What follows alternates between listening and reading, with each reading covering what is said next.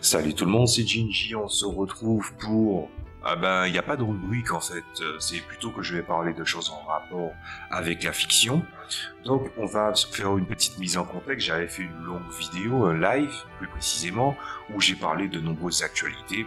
Et dans le tas, j'avais sûrement parlé du fait qu'il y avait deux trucs d'articles qui sont sortis sur le petit oiseau bleu et qui justement on va dire, bousculait encore certaines personnes, mais avec des sujets qui étaient assez bancals, hein, voilà.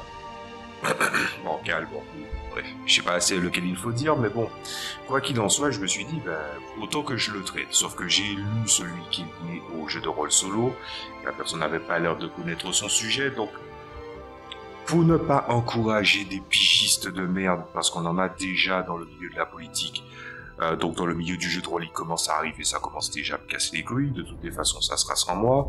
J'ai vu quand même, il y a quand même quelque chose qui m'a attiré mon attention dans l'introduction d'article qui s'appelle... du coup, il y a quand même un truc qui sort du lot. C'est une phrase qui a attiré mon attention et je pense que en matière fictionnelle, vu que je traite pas beaucoup, j'ai pas beaucoup parlé de choses en rapport avec la fiction ou même avec l'écriture, je me suis dit que ça allait être le cas. Je vais afficher le dit truc, la dite introduction, et ce qui va se passer, c'est que je vais traiter uniquement le point qui a attiré mon attention. Si vous voulez que je fasse le reste, c'est-à-dire l'intégralité de cette introduction, qu'est-ce que j'en pense? J'en ai un petit peu parlé dans le live, et si vraiment vous voulez que ce soit plus poussé, je ferai une vidéo à part, mais seulement si vous me le demandez. Maintenant, je dois vraiment choisir ce que je décide de traiter ou pas, puisque maintenant, la culture des gens de nos jours, ce n'est pas d'instruire les gens, c'est pas de donner seulement leur point de vue, c'est de venir amener toutes leurs tambouilles pour pouvoir en fait faire de la provocation, et personnellement je déteste les provocateurs. Bon, assez perdu de temps, on va se lancer. Alors, quelle est la phrase qui a attiré mon attention? C'est « Le cauchemar atteindrait son acmé s'il s'attaquait au Medfan, le genre hégémonique du jeu de rôle, qui est aussi le plus politiquement incorrect. » Cette phrase n'a aucun sens, et je vais expliquer pourquoi, parce que c'est pas évident. Déjà, je pense que pour ceux qui feraient une erreur là-dessus, enfin qui ne comprendraient pas là-dessus, on dit Medfan, mais de nos jours, puisque les gens ont vraiment plus de connaissances sur les termes, en fait, on pourrait dire la fantaisie médiévale. Mais les gens disaient avant médiéval fantastique, donc du coup, moi j'ai compris que ce que la personne voulait dire par là, on va passer à côté. Ensuite, le genre hégémonique du jeu de rôle. Vrai, évidemment. C'est hégémonique et surtout que l'architecture des systèmes des 20 / Open Game License est dominant et certains même viennent vous parler du ruissellement du jeu de rôle via Donjons et Dragons. C'est-à-dire qu'il y a des gens qui t'amènent une théorie saugrenue sortie des États-Unis, paraît-il, qui dirait que comme Donjons et Dragons devient populaire, du coup le jeu de rôle devient populaire et que par effet qui se coule, les gens n'ont pas à se plaindre de la popularité de Donjons et Dragons. Bon, mis à part que c'est un argument pour des gens qui défendent leur paroisse, hein, j'ai déjà donné mon point de vue sur les religieux, entre guillemets, donc des gens qui amènent ça au milieu du jeu de rôle, c'est encore pire. C'est vrai, c'est un genre hégémonique et malheureusement, non, la théorie du ruissellement ne fonctionne pas. Mais la partie la plus intéressante, c'est aussi le plus politiquement incorrect. Cette phrase, pour ceux qui ne comprendraient pas, et c'est tout à fait normal, parce que ce n'est pas évident du tout, cette phrase n'a aucun sens. Et je vais vous expliquer pourquoi. Qu'une œuvre soit politiquement incorrecte ou non, n'est pas censé vous importer à la base. Elle ne vous importe qu'à partir du moment où elle commence à atteindre une certaine forme de nuisance de manière civilisationnelle.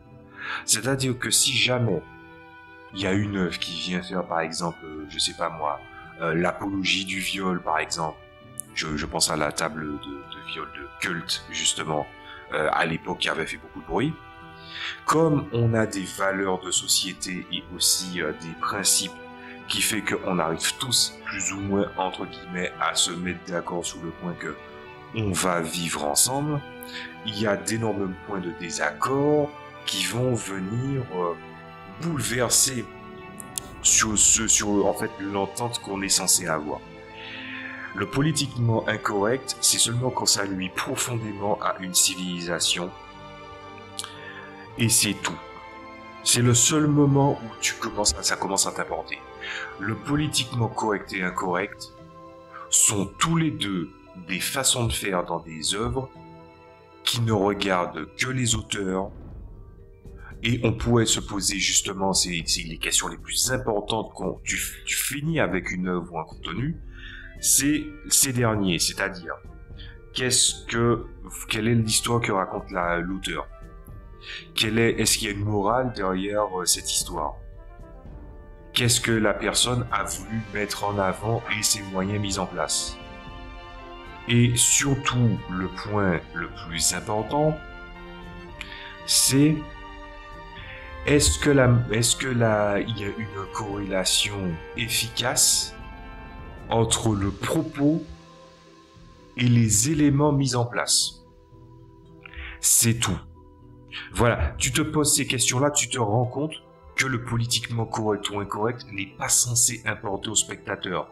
Si jamais tu vois un livre, et puis en fait le livre il t'ennuie, tu le fermes. Si tu vois un livre et tu commences à lire beaucoup de bullshit dessus, et que tu sens que, parce qu'il y a aussi des fois où des gens te donnent des livres, ou font l'erreur de t'offrir un livre en pensant que oui ça t'aiderait alors que tu ne connais pas les goûts de quelqu'un, si le livre n'est pas à ton goût, tu le fermeras.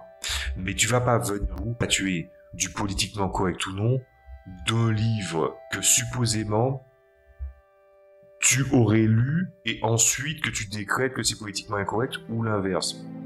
Parce que si tu sais pas si un livre, comment tu peux savoir que le livre est politiquement incorrect avant de l'avoir ouvert?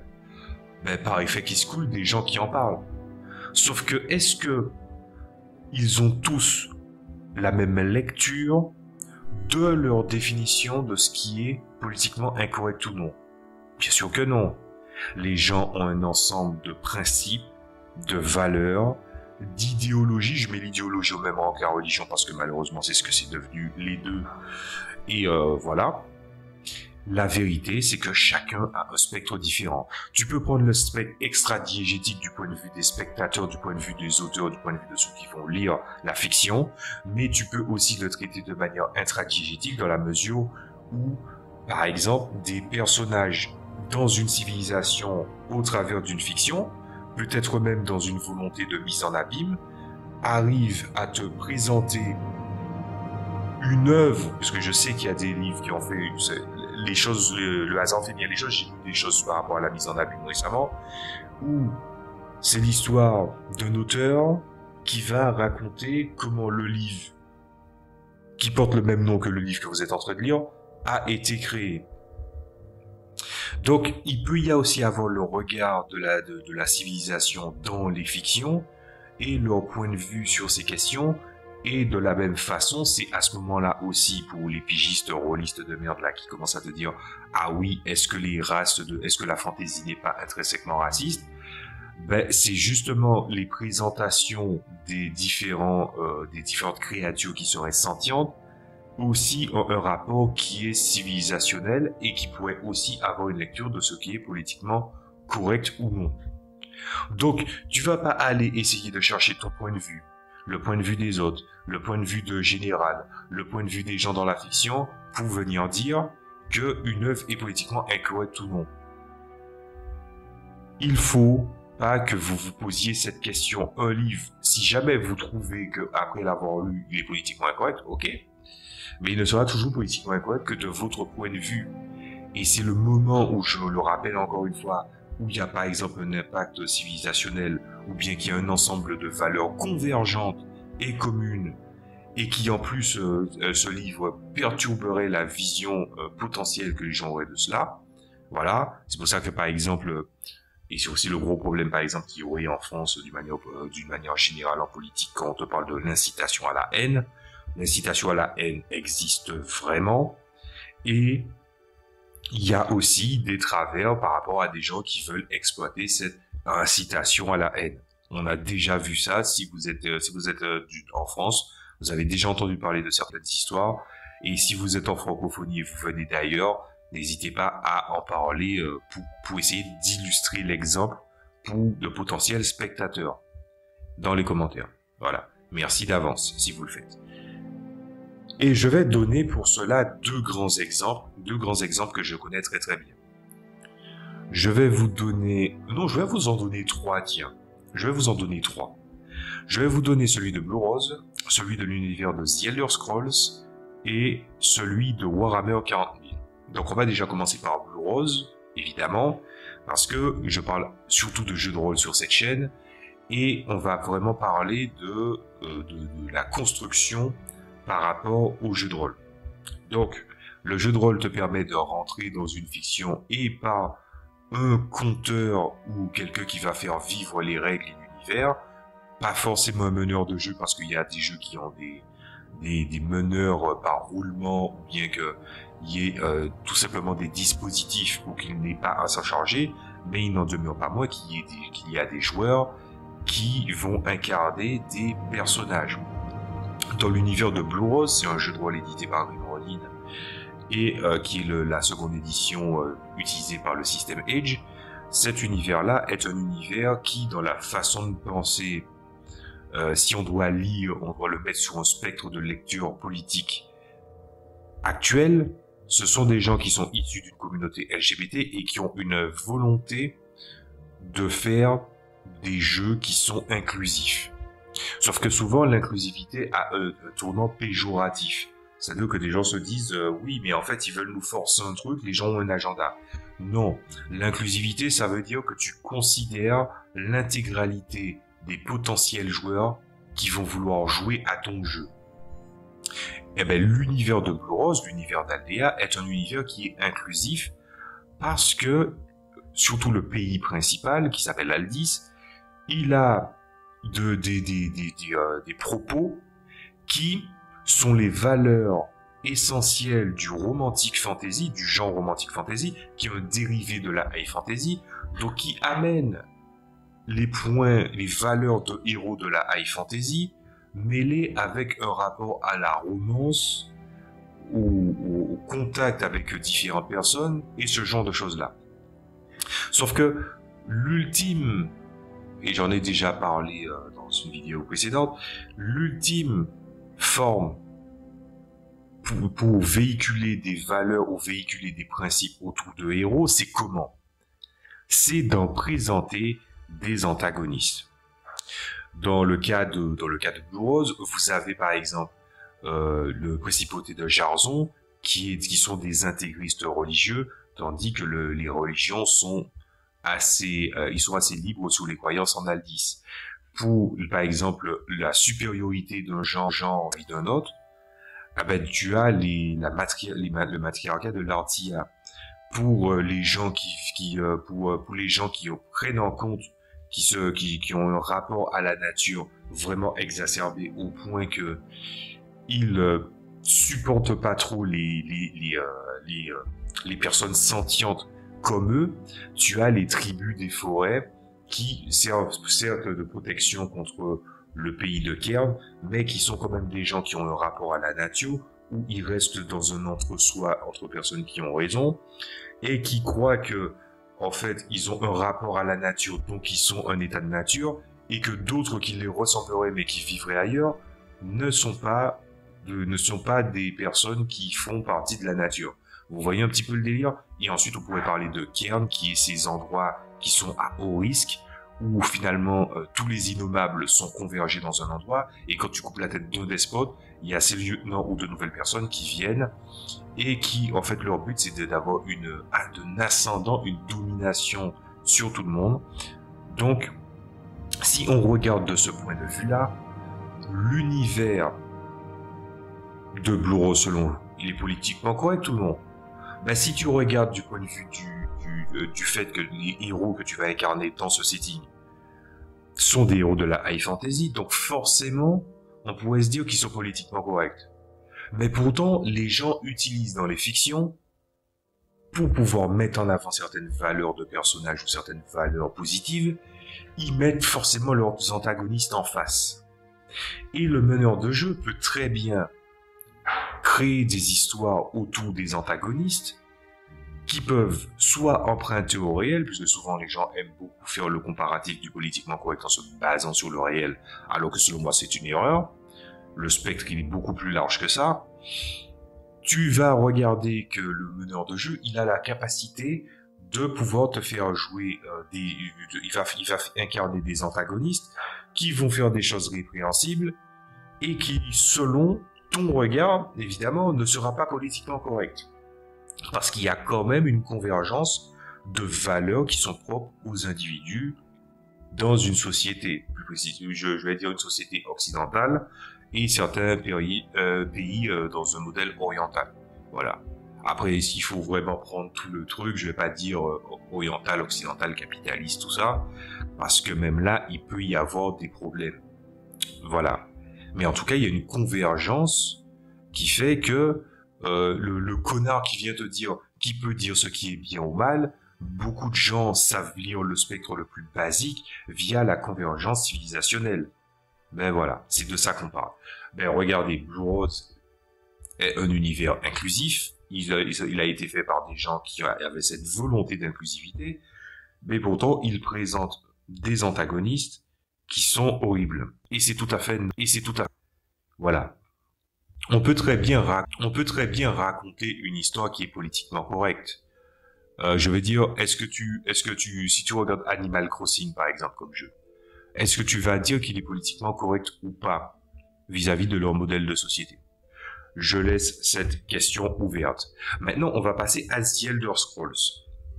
The Elder Scrolls, cet exemple-là, j'aime beaucoup l'utiliser parce que beaucoup de gens viennent te parler de ceci, de cela. Oui, mais les univers, ils ont tendance à vouloir créer un agenda. Ouais, vous connaissez mon point de vue, je dis toujours, les gens qui n'ont pas été considérés avant et qui veulent être considérés, c'est tout à fait normal. Et que ce soit forcé ou non, effectivement, vaut mieux ne pas le forcer, mais il y a des gens qui, en fait, quand ils voient quelque chose de radicalement différent, ils se disent « Ah, j'ai l'impression qu'on est en train de me piéger, alors qu'en fait, non. » Mais dans l'univers, et des gens viennent avancer « Ouais, mais regarde par exemple l'univers de... Imagine que ça arrive dans The Elder Scrolls. » Sauf que ces gens-là ne connaissent pas du tout l'univers de The Elder Scrolls. Ils se sont arrêtés à Skyrim, les guignols.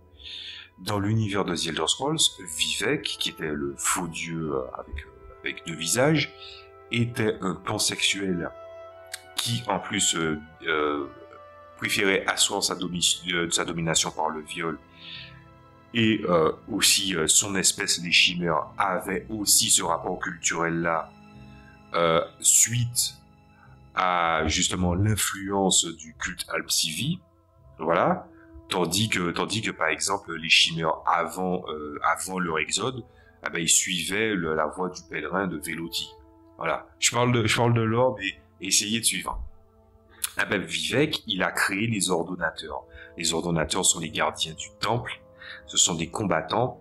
Et en fait, ils ont décidé de poser un tabou chez les chimères qui, à cause de la trahison justement de Vivek, de Sotasil et de Amalexia, la déesse Azura a décidé de transformer tous les chimères en elfes noirs, c'est-à-dire avec la peau sombre et les yeux rouges, afin qu'ils incarnent à la fois leur colère et sa punition, afin que les gens se méfient d'eux au premier regard. Ben, dans la culture elfe noire, les femmes peuvent très bien avoir des relations pansexuelles, il n'y a pas de souci. Mais par contre, un homme qui a des relations avec un autre homme et qui n'est pas ordonnateur, parce que ça c'est un privilège qui est réservé aux ordonnateurs et à Vivek seulement dans la culture elfe noire, ces gens-là sont punis de mort. Bon, je pense que vous avez vu à quel point quand même l'univers de The Elder Scrolls est politiquement incorrect, rien qu'en vous parlant du lore de la contrée de Morrowind. Seulement celle-là. Mais est-ce que ça fait de l'œuvre quelque chose de bon ou de mauvais? Ben, tu te rends compte qu'il y a des histoires que tu peux raconter et qui vont en fait capter ton attention, que tu vas pouvoir en tirer des leçons, que tu vas apprécier, et surtout tu vas apprécier la réponse des héros, et donc on a besoin du politiquement correct ou incorrect. Et je rappelle, pour ceux qui ont vu l'image qui présentait la fameuse phrase, il ne dit pas que le genre hégémonique du jeu de rôle est bon ou mauvais. Il parle juste de la place du politiquement correct ou non. On a besoin du politique. Je dis on a besoin. Oui, c'est ça. On a besoin autant du politiquement correct, du politiquement incorrect. Sauf que tu ne peux pas faire une espèce de clivage binaire comme le font la plupart des gens en se disant tel modèle est bien, tel modèle n'est pas bien. Parce que on commence déjà par la structure dans la narration, par le QQ au QCCP. Voilà, pour ceux qui connaissent. Ah ben, le QQ au QCCP, c'est un bon modèle pour pouvoir t'amener la construction d'un sujet, d'une histoire, d'un personnage. C'est finalement la graine ultime pour te faire pousser n'importe quel arbre. Et qu'il soit politiquement correct ou non, c'est venir questionner en venant mettre au-dessus, par exemple en disant qu'un sapin, c'est supérieur au séquoia, que le fromager est supérieur au mahogany. Ça n'a aucun sens. Voilà. Et le troisième exemple que je vais donner, celui que beaucoup de gens connaissent, c'est Warhammer 40K. Bon, ça va être très facile à traiter. Dans 40K, quand quelqu'un n'aime pas 40K, il dit, de toutes les façons, les gens de Warhammer 40K, le but c'est de jouer des espèces de guerriers chrétiens nazis. La personne a essayé de grossir le trait, mais sur le fond, il a quand même raison. Pourquoi il n'y a que la guerre et pourquoi je pense que l'univers de 40K, selon moi, fonctionne beaucoup plus que l'univers de Warhammer Battle et Age of Sigmar. Ben, c'est justement à cause du politiquement incorrect. Il n'y a pas de bon camp dans l'univers de Warhammer 40K. Il n'y en a aucun. Chaque faction représente un regard d'altérité et aussi d'anthropomorphisme vis-à-vis de facettes de la société. Parce que malheureusement, et je sais que d'autres solutions sont possibles parce que je le fais, les gens, quand ils veulent construire une civilisation, ils veulent construire un truc, une espèce, quand les gens veulent construire une espèce, une civilisation, ce genre de choses-là, ils se basent sur des traits de caractère chez les humains et les exagèrent. Ou des déviances chez les êtres humains ou les exagèrent. Ou des vertus chez les êtres humains et les exagèrent. C'est une forme d'altérité qui est possible dans la fiction. Il y a d'autres choix qui sont possibles. Mais les gens ont tendance à aller sur les sentiers que les ils ont tendance à aller sur les sentiers que d'autres ont déjà abordés avant eux. Et ensuite, et souvent, les plus extrémistes de ces gens-là vont venir vous dire tout a déjà été inventé. Voilà. C'est la phrase de fumiste par excellence. Mais refocalisons-nous sur 40K. Dans 40K, tu as l'Imperium de l'humanité, voilà, qui sont des suprémacistes, avec une foi exagérée, un rapport à l'humain exagéré, et puis chaque sous-faction représente une facette déviante de l'humanité, et aussi de cette capacité aussi de certains humains à surfer dans l'opulence que leur permet leur statut, ou encore de surfer sur des zones grises pour faire le plus grand tort à autrui. Voilà. L'Imperium, c'est ça. Ensuite, tu as les Eldar, qui portent très très bien leur nom, qui sont en fait le principe des peuples qui se disent les plus anciens et qui se croient les plus âgés et qui ont hypothéqué l'avenir des plus jeunes en créant Slaanesh, de par leur déviance à eux. Et eux, ils essaient de rectifier le truc en donnant 2-3 claques à leurs gosses, qui sont les autres races les moins avancées ou les plus jeunes, tout en essayant de planquer vite fait dans la machine à laver un drap couvert de pisse. Parce qu'ils sont vieux et incontinents. Voilà. Je grossis le trait pour que chacun si vous ne connaissez pas ces fictions ou ces univers, que vous puissiez avoir un regard là-dessus. Les Tau, c'est un mélange de la vision de culture religieuse de caste indie avec le mélange du traitement du mode de vie sociétal chinois. Et avec aussi sous couvert de ce rapport d'une forme dévoyée, du confucianisme. Voilà. C'est ça que sont les taux. Les taux, ils te parlent du bien suprême, ils veulent mettre les gens dans des cases, ils font tout pour garder une certaine forme de stabilité dans ce que eux, peuple taux, qu'il n'y ait pas de déviation, la moindre variation dans le patrimoine génétique des taux est détruite, et les peuples qui ne peuvent pas s'inscrire chez les taux en tant qu'alliés dans aucune des castes, on met quelque chose dans leur eau pour couper en fait leur capacité de natalité. Si ça vous rappelle quelque chose, c'est normal. Voilà. Bon, les orques, c'est le côté un peu débile et décérébré dans un esprit un peu Mad Max. Il n'y a pas grand chose à dire des orques, sinon finalement que je pense que c'est un rapport. C'est en fait une espèce de vision lucide. En fait, une espèce de vision lucide et presque méta. Je pense que les orques, dans la plupart des univers où les orques sont des espèces, on va dire, un peu brutales et dans un sens comique du terme, voilà, dans un sens un peu rigolard, c'est une race méta pour montrer que finalement, quand tu viens à traiter un rapport de la violence ou presque de l'idée, même quand tu vois les orques, du rapport de l'ultra-machisme, l'ultra-virilisme, de manière décomplexée, mélangée finalement à des principes complètement débiles. Voilà, c'est la méta, c'est la méta qui est complètement chahutée par cette faction. Et puis évidemment, il y a d'autres factions, mais je vais pas faire toutes les factions. Il y a le dernier point qui est très intéressant, c'est les tyrannides. Évidemment, les tyrannides ne s'inscrivent pas dans une vision de créatures sentientes. Ils ont ce côté rapport un peu pensée collective qu'ont certains insectes, avec ce rapport de la prédation animale et de l'évolution animale, et en quelque part montre le reflet des peurs de l'humanité que, à vouloir se croire au-dessus de la nature ou au-dessus des autres espèces, que ces derniers, en ayant gardé leurs attributs et en ayant gagné possiblement une intelligence supérieure à celle des humains, finissent par les consumer tous. Voilà. Donc, tous ces exemples que je vous ai donnés là sont des exemples qui ont des rapports politiquement incorrects, et d'autres qui ont des intentions correctes montrent quand même des facettes d'éléments politiquement incorrects.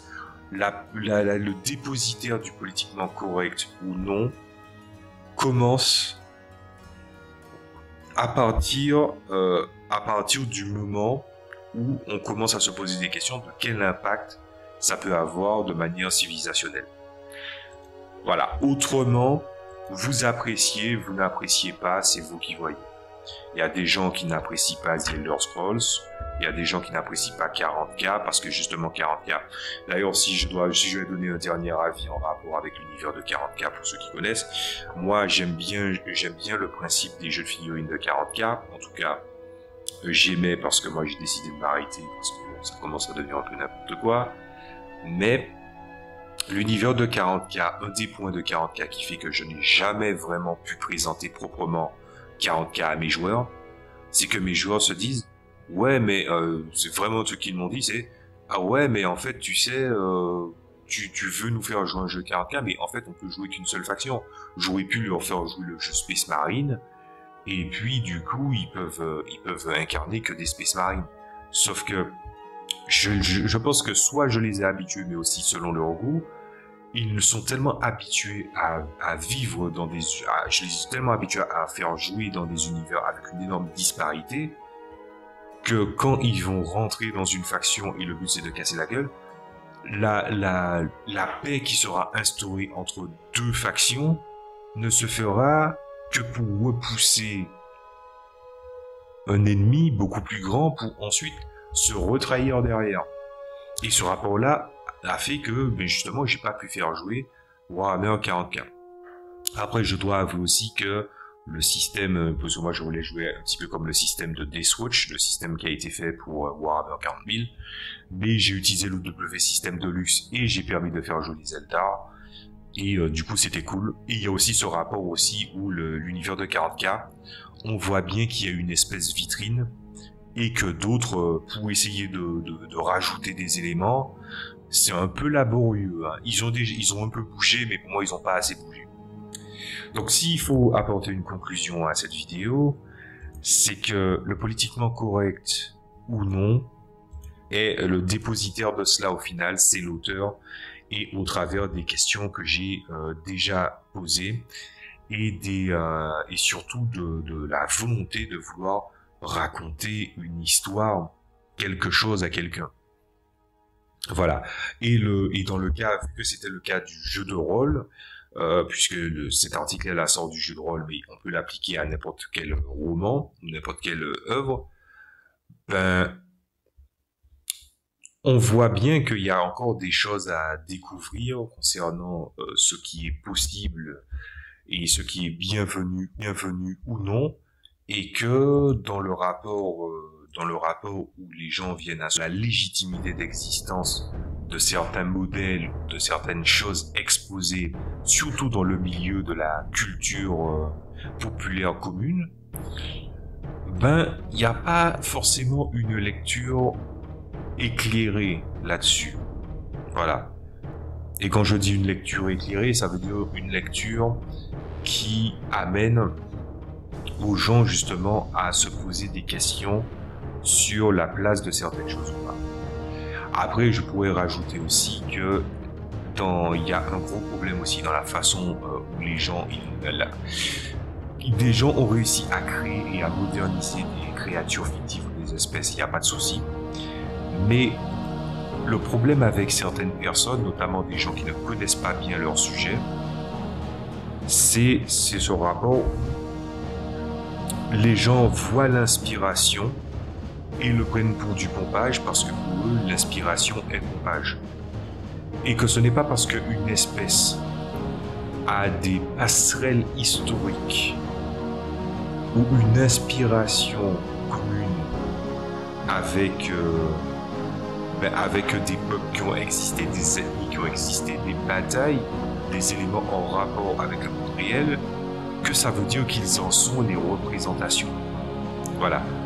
Je me rappelle en 2016, je raconte souvent cette histoire où des gens, dans un article quelqu'un avait posé, oui, mais les orques, en fait, on dit que les orques sont...